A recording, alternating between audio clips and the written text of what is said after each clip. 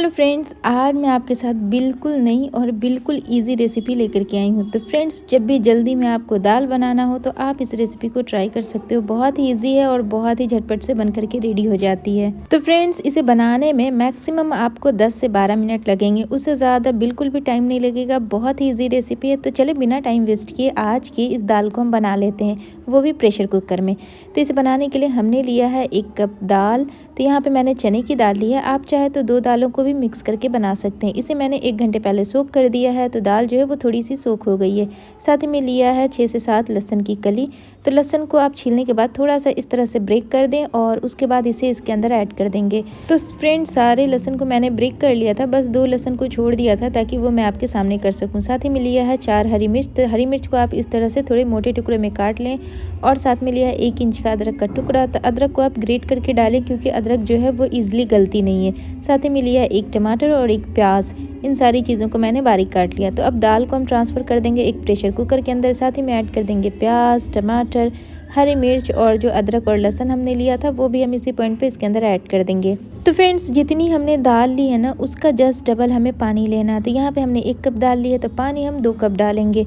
और पानी डालने के बाद साथ ही मैं ऐड कर दूँगी 1 टीस्पून नमक। तो नमक आप अपने टेस्ट के अकॉर्डिंग कम या ज़्यादा कर सकते हैं। और कलर के लिए मैं हल्दी ऐड कर देती हूँ ½ टीस्पून।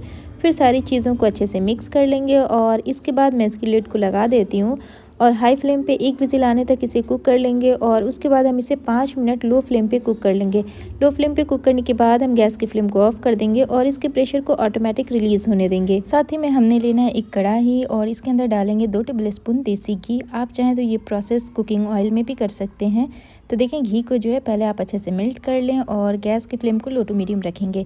और अब मैं इसके अंदर ऐड कर देती हूँ ½ टीस्पून राई और 1 टीस्पून ज़ीरा। फिर दोनों चीज़ों को 10 से 12 सेकंड के लिए अच्छे से क्रैकल होने देंगे। उसके बाद मैं इसके अंदर ऐड कर देती हूँ 2 सूखी लाल मिर्च फ्लेवर के लिए।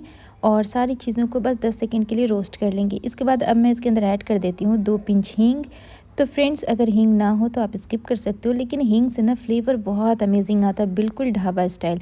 और अब मैंने गैस की फ्लेम को ऑफ कर दिया है और साथ ही में ऐड कर दिया है 1 teaspoon Kashmiri red chilli powder. अगर गैस को ऑन करके डालेंगे ना तो ये जल जाएगी और पूरी दाल का टेस्ट जो है ना वो ख़राब हो जाएगा।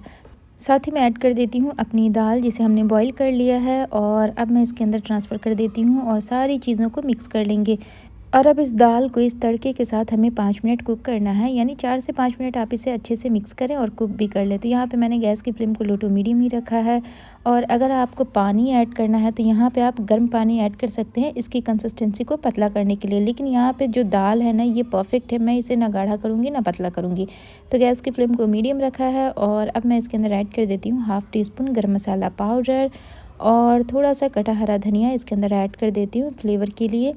तो फ्रेंड्स, ये बहुत ही इजी रेसिपी है और झटपट से बनने वाली रेसिपी है। तो जब भी आपको जल्दी में दाल फ्राई बनानी हो ना तो आप इस रेसिपी को ट्राई कर सकते हो। बिल्कुल ढाबे जैसा इसका टेस्ट आता है और बहुत ही अमेजिंग ये बन करके रेडी होती है। रोटी चावल किसी के साथ भी आप इसे सर्व करें, इसका टेस्ट बहुत लाजवाब होता है। तो यहाँ पर आप इसकी कंसिस्टेंसी को देख सकते हैं। मैंने गैस की फ्लेम को ऑफ कर दिया है और हमारी जो सुपर टेस्टी दाल है ना वो बन करके रेडी हो गई है।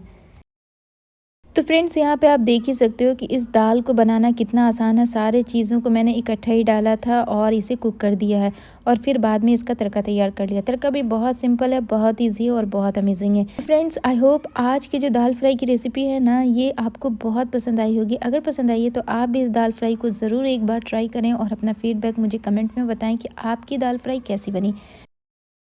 तो अगर आज की दाल फ्राई की रेसिपी आपको पसंद आई है तो प्लीज़ लाइक करें, कमेंट करें और हमारे चैनल को सब्सक्राइब करें। वीडियो देखने के लिए थैंक यू सो मच।